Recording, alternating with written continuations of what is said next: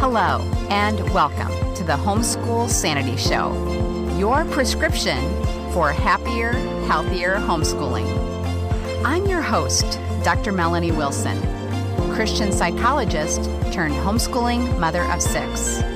Let's get started. Hey, homeschoolers. I interviewed Carol Barnier my first year doing the Homeschool Sanity Show, and it was a privilege for me. I had heard her speak at conferences and had read her books and loved what she had to say. Carol is not only hilarious, but is so wise in helping distracted students and moms. In today's episode, we'll discuss how to help kids who are not only distracted, but struggle to read. If you have or know a student with dyslexia or other reading challenges, you'll want to listen in. Before I get to the interview, I want to share some background on why I created Grammar Galaxy the way I did. I had 5 active boys and a girl I taught with them. One of my sons, who struggled to read phonetically, also was highly distractible. I taught language arts to friends' students who had ADD, dyslexia, sensory processing disorder, poor reading fluency, and reading reluctance. They were all boys. I wanted to create the curriculum I never had. First, I used stories because I know they are engaging and memorable. They explain the why of grammar and not just the how. Next, I made the characters in the stories have struggles like my kids and students have. So often, kids with learning challenges feel they are the only ones who don't get it. Then I made the seat work lessons very short. There is a lot of white space on the pages to motivate students.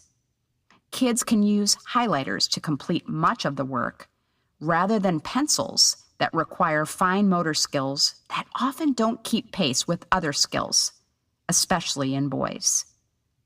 I included an activity in every lesson that doesn't involve traditional worksheets. I hear from moms of active kids how much they love the large motor activities. Finally, I allow kids to feel that their work is important because it is. Fully literate kids can improve their lives and make the world a better place. You can try it for free with your child at grammargalaxybooks.com/samples. Now about my guest. Carol Barnier spent over 20 years as a homeschooling mom, during which time she was also a busy and popular conference speaker. She created an online community for parents homeschooling highly distractible children called Sizzlebop, which enjoyed a membership of over 5,000 families. As a frequent radio guest and author of books and countless articles, she has shared a gazillion, the most real of numbers, tips on teaching and loving the highly distractible child. Today, she pours that same love of teaching out of the box into the child who struggles with reading. Through her new effort, Barton Buddy, she brings her multisensory support material, including new ditties and trademark sense of humor, to the parent using the popular Barton reading system at home with their own struggling reader, who may or may not have just fallen out of their chair. Now here's Carol. Carol, thank you so much for joining me on the Homeschool Sanity Show again. I am thrilled to have you back as a guest. I loved the last time that we got to visit, but it has been a while. And in case my listeners aren't familiar with you, I can't believe that they aren't, but in case they aren't, would you introduce yourself to them? Sure. Thanks for having me. Yeah, I'd be happy to introduce myself. I'm first and foremost a homeschooling mom of 25-ish years, just completed the last one. She's out of the nest and I'm not homeschooling right now. I don't even know what to do with myself. And I guess the reason, if you're any of your listeners know me, it's because of my work with the distractible, wiggly ADHD child. And that's kind of what launched my other career, other than homeschooling, of being a speaker at homeschool conferences and a regular guest at Focus on the Family and author of books and things like that. So they might know me from that, but if not, hey, I'm happy to meet them today. It works. That's so great. Well, you've already mentioned that you are most known for that work on dealing with distractible kids. How did that come to be initially? I mean, and that is really how I found you as an attendee at a homeschooling conference. I had boys. I didn't know at the time that they were necessarily that distractible, but I think your work is effective for all kinds of young, busy kids.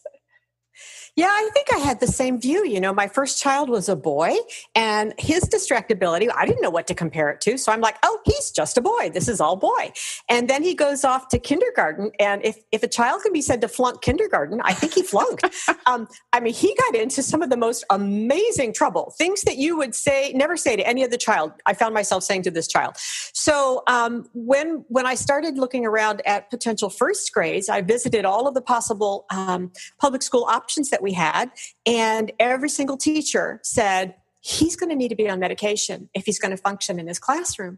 And honest, I didn't fault them. I looked at him interacting with those kids and I thought, oh my goodness, you might be right. He is different. I need to own this.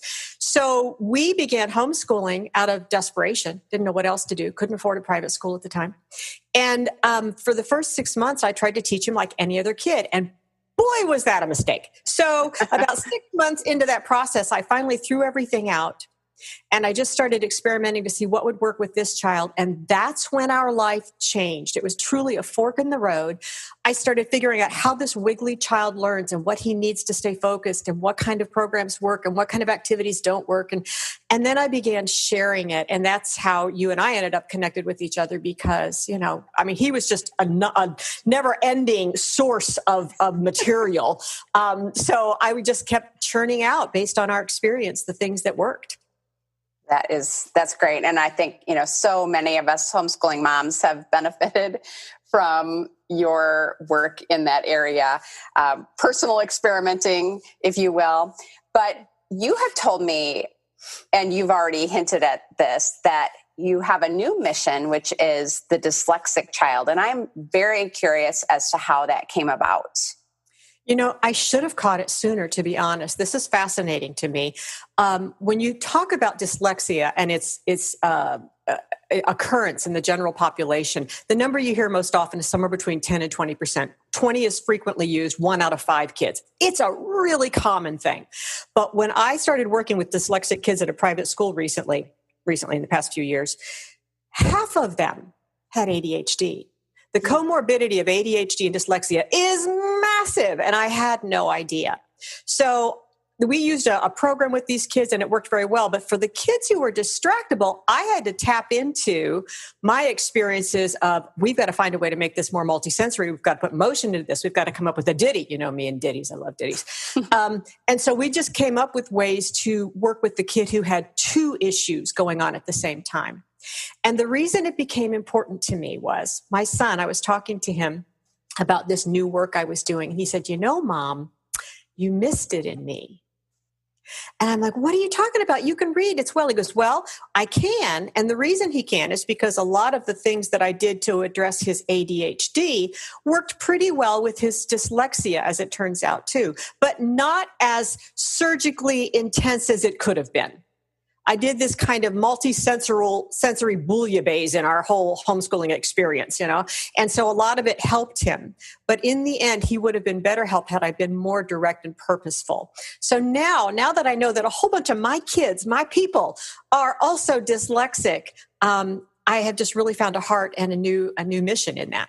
Well, I think it's so important, and you are doing such a service to your kids, as you call them. I love that. Well, what are some of the signs of a struggling reader that might surprise people? Because I think most of us don't really know what dyslexia looks like. We have this idea that it's like backwards letters. Mm-hmm. So Can you tell us what kinds of signs we should be looking for? Sure. And let me address the backwards letters, because that's the number one belief. Oh, my kid doesn't reverse letters. He can't be dyslexic. So what's kind of interesting is some kids with dyslexia do reverse letters. So it is there for some. Dyslexia is this odd mix of things. We had probably 80 to 100 kids in our program at the school that I'd been the administrator at. And we had, I'd say, maybe a third of them reversed their letters. A third of them struggled with handwriting. A third of them were extremely gifted in math and sciences. I mean, they were such an interesting mix of things. But the ones that surprised me, if you look at a list of warning signs of dyslexia, a bizarre one is if a child had chronic ear infections, their chances of dyslexia go up. I thought that was surprising. If they had stuttering, if they have a lot of confusion between left and right, a lot of these kids are ambidextrous simply because they never developed a dominant hand.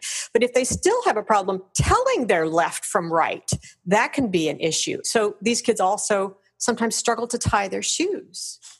And they have a hard time reading an analog clock. Rather than they'll always want a digital clock. I mean, those are things that just totally surprise me, but they show up frequently in kids who have dyslexia. Now, of course, the big things are, this is a kid who really struggles to spell. He's going to see it spelled 5 different ways. They all look fine to him. He may very well struggle with handwriting. He may have dysgraphia as one of the issues along with it. Dyscalculia. A kid who, for him, the mathematic symbols get all jumbled up and confused. That can be in partnership with it. But you don't want to look at any of those things and go, oh, my kid doesn't have all of those, so this doesn't apply. Really, if he has like 2 of them, we ought to talk. We ought to think about it. You ought to look into it. Mm-hmm. Well, that's very, very good. Well, what does Orton-Gillingham mean? I have heard that in association with dyslexia, and why is it important? Orton-Gillingham comes from Doctors Orton and Dr. Gillingham back in the, I think it was like 1935. It goes back that far, that they started realizing that there were some kids who were very bright. They were perfectly able intellectually, but their reading lagged behind.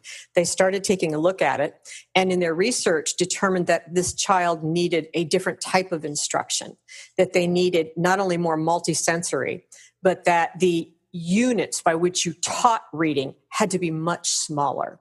I often tell teachers that I worked with, in the classroom, you're going to be teaching reading kind of macroscopically, but out in the learning center where we work, we're going to teach it microscopically. The units are simply much, much smaller. So Orton and Gillingham put this together, and it soon became kind of like the gold standard. They put together what's called structured literacy. There's another golden term, because everywhere in all the states that are putting together legislation for dyslexia, most of them will include the catchphrase structured literacy. And so you always want to, any program that you would use with your child, you really need to look for some kind of Orton-Gillingham influence, Orton-Gillingham basis. There, of course, then sprung up all sorts of organizations that called themselves Orton-Gillingham, and so you need to understand there's an overreaching umbrella that's kind of the Orton-Gillingham method, and then there are specific companies that call themselves Orton-Gillingham tutoring or Orton-Gillingham, whatever. They're not interchangeable. They're using each other's methods, but one is there are other programs that also use the Orton-Gillingham methods that don't have Orton-Gillingham in their name. But It is the gold standard. You need to make sure it's included. Very good. Well, there is something when you are working with students called the wall. Can you tell me about that?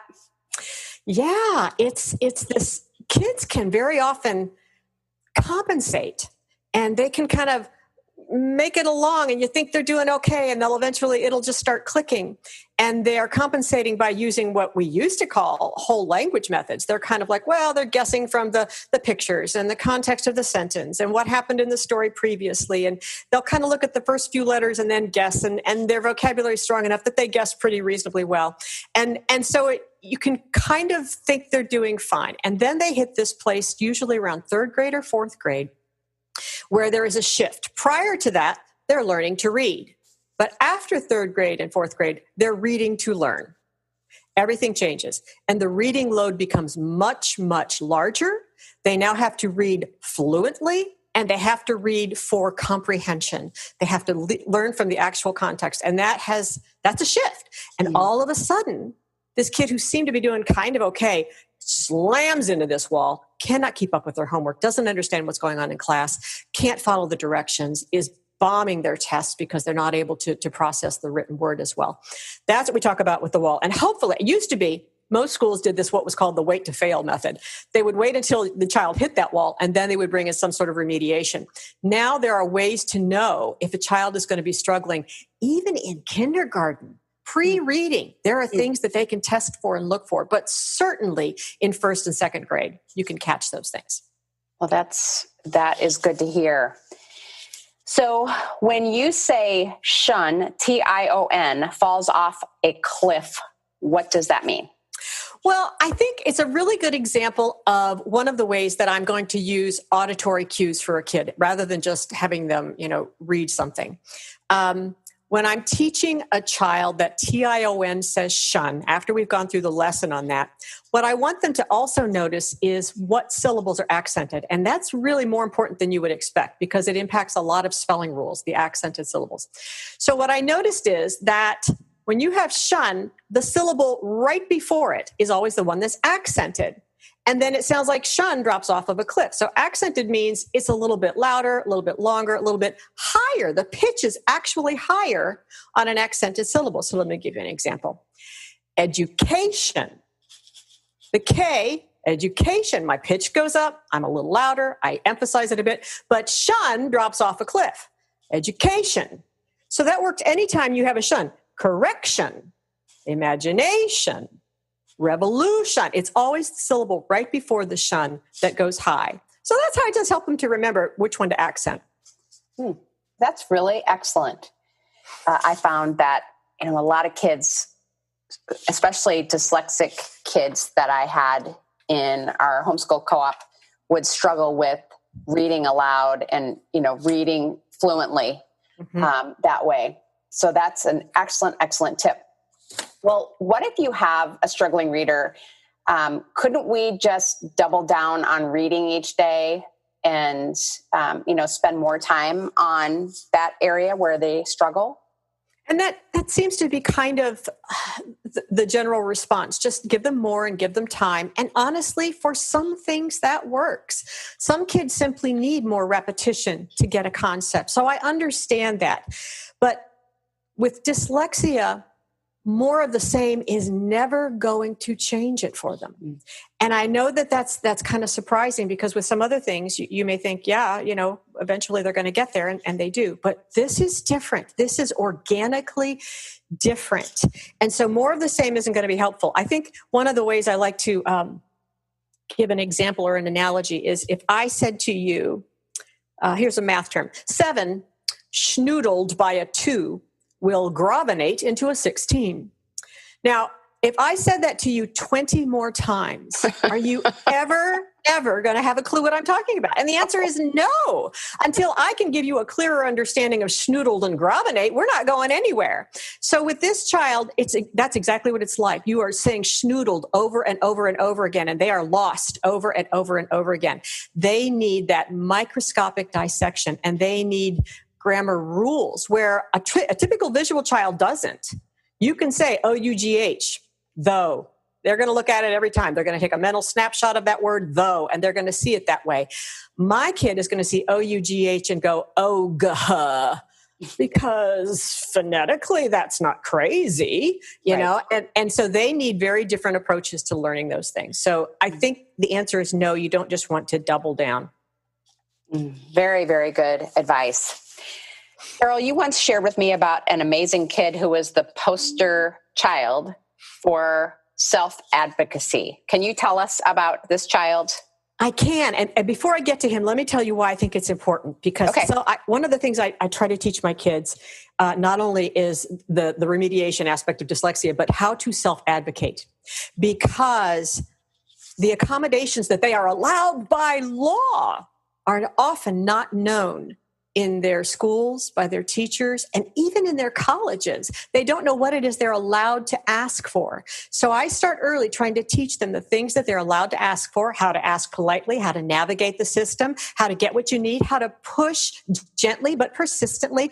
All of those things are part of what I'm trying to teach them because I want to equip them for success in several different ways. But let me tell you about this kid. This kid God love this kid. He was about to go into high school, and he figured out he was dyslexic. He got on the web and he's looking around and he's doing these self-diagnostic tests, and he comes away and he turns to his parent and he goes, I think I might be dyslexic. Could you check and see if I can get this testing done? So mom got a hold of me and we ended up testing this kid, and I loved it. He came in and I did this test on him, and he said, when are you going to score that? And I said, well, if you give me about 24 hours, I might be able to get that done and get the report done. He came knocking on my door the next morning and goes, did you score it yet? Because I'm pretty sure I'm dyslexic. In fact, I am free for the summer, so I can come to your summer program. He was really advocating hard. Well, boy, oh boy, was he dyslexic. I mean, he really was. And I will also tell you, and I am not exaggerating when I say this, I think he is possibly the smartest human I've ever met. Mm. I'm not just saying, oh, isn't that sweet? He's smart. No, I mean, this kid is really brilliant and really dyslexic. So we got him involved in the program, and I've been tutoring him, and we got to a certain point, and I shared this one piece of knowledge with him, and he got angry. And I couldn't figure out what was coming. He was so angry. And he said, why didn't they just teach it like that in the first place? He said, do you have any idea how much misery you would have saved me from if someone had just told me that when I was in first grade as opposed to now? And it broke my heart. It motivated me to reach out to other kids. I'll tell you what else it motivated me. He's the one that got me started thinking about how are we going to get these Orton-Gillingham methods into the classroom? Because what I have read is that the research is indicating that 50% of the kids that I had to see out in our program, I would never have had to see if those methods were in the classroom. All kids can learn with these methods. My kids can't learn without them. Mm. So anyway, he has inspired me continuously with what he challenged me to do and be with this program, because he was just so blessed by it. That is a wonderful testimony, and I love how it inspired you. As a result of that, or maybe not as a result of that, maybe that was just one experience that you had, but you have started Barton Buddies.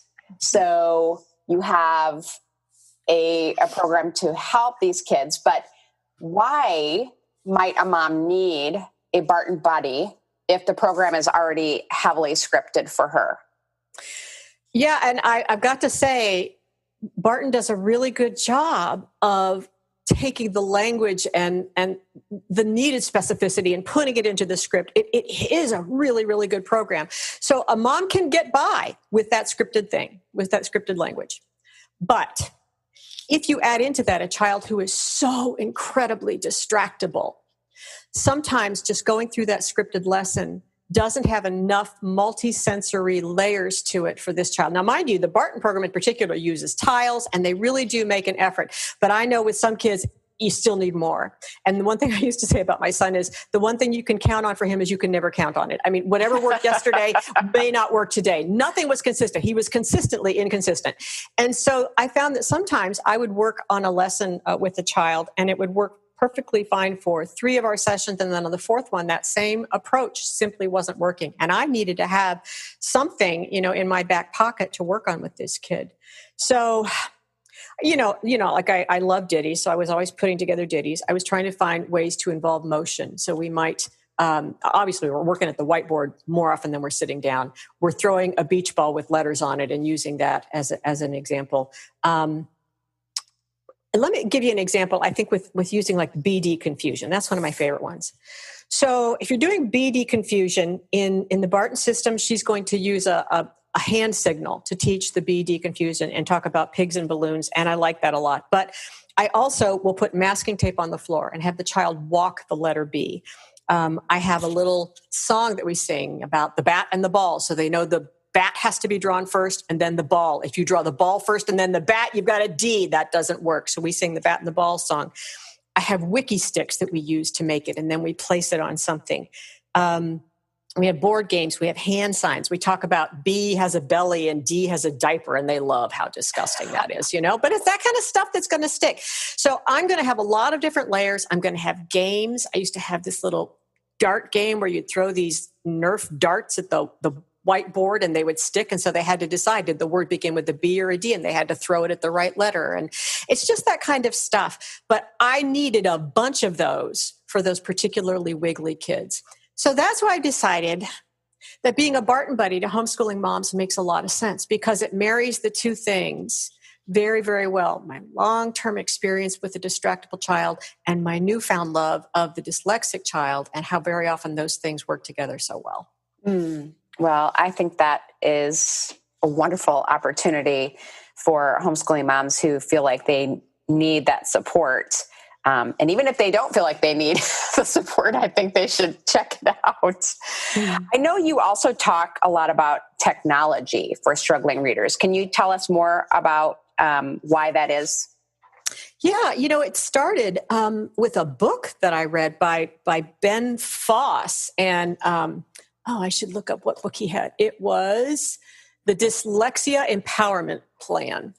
And Ben Foss, he had dyslexia and he had Orton Gillingham training. And, he said he's really glad for it and it made a difference. But when he got to Stanford Law School, that's where he went to law school, suddenly the reading load was, as you can imagine, just gargantuan. It was very, very high, probably one of the highest reading levels of most kinds of degrees. Nightly, 300 pages, easily. And he couldn't keep up. He could not keep up. So he figured out a way to listen audibly to his textbooks. He actually created a device that would do it. And then he started doing what I like to call speed listening. He found he could listen to it at 2 times the speed and 3 times the speed. And in the end, he could listen faster than his peers could read. And suddenly, not only was the playing field leveled, he had an advantage. And he actually now works to teach dyslexic kids speed listening. It takes a while to get there, but they can get there. So I suddenly realized that needs to be another thing, along with teaching kids the basic remediation, in our case using the Barton program, and teaching them self-advocacy. I also wanted to teach them the technological tools that are available, because there's a bunch of them, and I wanted them to have access to those. So clearly, speech to text. I mean, that's a simple one. I need these kids to be able to speak it, and it shows up on the screen. And then part of the problem, part of my job was also to help them advocate in the classroom to get teachers to accept speech to text work that's been produced in that way. Text to speech, in other words, where the printed page is read out loud to them. I mean, one of the great resources for us was a program called Learning Ally. They actually put a lot of textbooks on the Learning Ally program, and they have them read out loud by an actual voice. So, and Bob Jones and Abeka textbooks, they've got some standard homeschooling materials in there, but it's also getting to the point where any article online you can have read out loud to you. Chrome has an app, Firefox has an app, and all you have to do is I just did on Firefox the other day, you get their little app called Read Aloud, you add it on, and now anything you pull up on the web can be read out loud to you. There's a little bit of snobbery about digitized electronic voices versus real voices.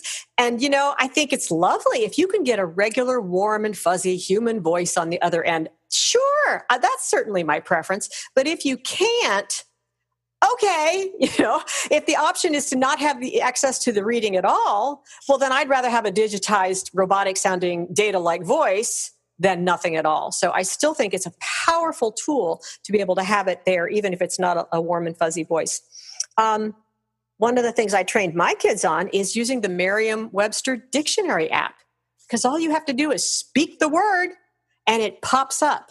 My kids are never going to be able to use a regular dictionary very well. And then a lot of the devices that came out that were helping them spell, they had to know how to spell all of it, save maybe one letter. Well, they're still lost then. Merriam-Webster, bless their hearts, you just speak it and the word pops up. In fact, I actually wrote them, and I was talking to their technology, IT guy, and I said, if you really want to endear yourselves to dyslexic people everywhere, have another option where I can hit a button and it will spell the word back to me out loud. And I'll tell you why that matters. So a kid is sitting there and he's doing his writing, and he's got his pencil over it, and he thinks of a word, xenophobic. He really wants to put down xenophobic, but he has no clue how to spell it. So he hits the button, he says xenophobic, it shows up. Now he has to do that thing where he looks up and he looks down and he writes a letter, and he looks up and he looks down and he writes a letter, and he loses his place because he doesn't have a visual memory. It would be so much easier if you hit the button and Merriam-Webster began X-E-N-O, and it went ahead and spelled it for you. That would be wonderful. Another thing I like, it's called SnapType. And it was created by a mom, I think. And you can load it onto your phone. You can take a picture of any worksheet. And now your child can type in the answers rather than write in the answers. And then they just print it out and turn it in. And I'm trying to get, again, teachers who will allow children to use that, particularly if they have dysgraphia, take out the writing and let them show you what they know. I think that's probably a bigger lesson here. I'm going to tap into that here a second, is that I think very often we need to get the pencil out of this child's hands and use the multitude of other ways for them to show us what they know. Now, certainly you got to work on handwriting, you got to work on that. I get that, but save that for writing. Save that for the actual lesson of writing, because otherwise, here's what happens. There's this kind of belief out there, well, if they're struggling with writing, then I'm going to have them do a little bit of writing on absolutely every single subject. And I get that. There's some wisdom in that. They'll get probably a little better at writing, but here's the cost. You have now decided that this child is going to proceed and move through every academic subject at the speed of their weakest skill. And now they believe that they're lousy at math and they're lousy at history and they're lousy at social studies and they're lousy at everything because it's all tied to writing, which he's truly lousy at. So I think we need to allow these kids to be good at the things they're good at, because they're already thinking they're not very bright because of the writing and reading stuff.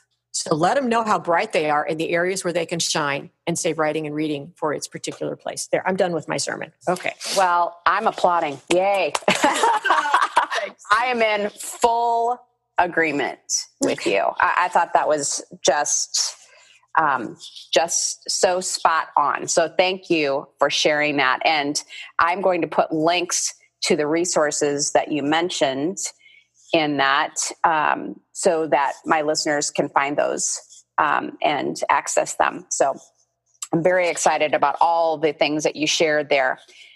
I want to know if someone has to have a true diagnosis of dyslexia in order to use this program. Well, just the words true diagnosis can just start a bar fight if you get a bunch of educational psychologists together. I mean, it's such a mix of struggles. Excuse me. It's such a mix of struggles. And one simple test is really not going to do it. You can absolutely get some clues from a simple test, but to get a fuller picture, you need an evaluation, which is a very different kind of thing. But what you're going to take a look at is, here's some fancy terms, phonemic awareness, and their fluency and their automaticity and their ability to do rapid naming. That's going to give you a better sense of how strong their fluency skills are. And believe it or not, a huge portion of dyslexia has to do with auditory processing. And everybody used to think, oh, it's a vision thing. They need special glasses. They need special fonts. They need special colored paper. No, it's actually an auditory processing struggle where getting the sound correctly and then in their brain connecting it to the symbol correctly, lots of things go wrong in that process. So back to the question, do we need an actual diagnosis? You can get things. Certainly an educational psychologist will be happy to give you kind of a broad evaluation, and they will say that this child's scores are consistent with someone who struggles with dyslexia. You'll get something like that, some wording like that. But what I like about Orton-Gillingham methods is that they do no harm. That's the most important thing. And all kids can learn with them. So if you've got a child who's struggling, you don't really even fully have to necessarily know why to find value in the multisensory Orton-Gillingham approaches. You will probably likely find value and find improvement even without a diagnosis. Now, I have to say that particularly if you've got anyone whose kids are in public school, they're going to hear the names of some tests. The ones that we used at the school where I used to work were Ames, Webb, and Dibbles. And Dibbles, it's D-I-B-E-L-S, just one B. Dibbles is an amazingly simple test. It's like 1 minute long, this reading test. And yet when you take the score from a 1 minute reading and you compare it against millions of other children who took the same test that year in schools across the country, it really is a pretty good bellwether of how they're doing because it's cross-referenced across so much data. And then when we had a child who would pop on a Dibbles test, we did a secondary test that was a little bit longer, like 45 minutes, something like that. I was astounded over and over again how often Dibbles got it right. Occasionally, a kid was just having an off day and Dibbles got it wrong. But over and over, I'd say 90% of the time, it was confirmed by the more involved tests that we did. Now, I'm saying all of that to say, every now and then, I would have a kid go through all of this. They did fine on these tests, and yet they were clearly struggling in class. They were clearly struggling with reading. And what we ended up doing was saying to parents, this is still an option. We don't know why they did well on this test and they're struggling in the classroom. But the things that we're going to be doing, first of all, will do no harm. And second of all, are incredibly likely to help even without the diagnosis. So how's that for a nice squishy answer that has no definitiveness? It's just the truth. I love it. Okay. And to me, that it seems similar to getting a diagnosis of ADHD or ADD. I've been involved in diagnosing that, and it can be challenging and squishy, as you put it. Yeah. Okay, so I am interested in knowing if you are personally tutoring students at this time. I am. I was working at the school where the private school that I was working at, and I was the administrator of an 8-person tutoring team there until June of this year. So even back in March when COVID hit, we took the entire program online. And at first I was very resistant about that. I thought, this isn't going to work. I need to have these kids in person. But so many other Barton tutors told me, they said, actually, it's easier online. These kids are used to screen. They're used to that interface. You've got them one-on-one. There's not all these ambient noises going on.